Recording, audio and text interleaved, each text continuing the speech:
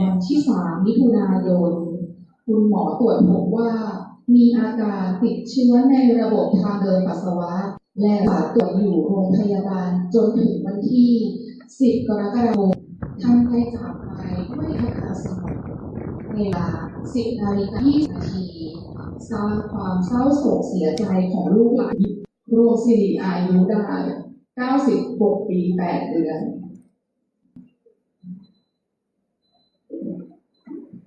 แม้ว่าวันนี้ร่างกายของท่านจะจากลูกหลานไปแล้วแต่คุณงามความดีความเสียสละความเมตตาและแบบทางแห่งการเป็นผู้เปลี่ยนด้วยจิตวิญญาณจะยังอยู่ความสว่างไว้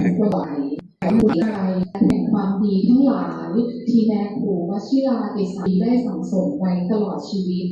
จงไปนำดวงวิญญาณของท่านไปสู่สุขติสถีด้วย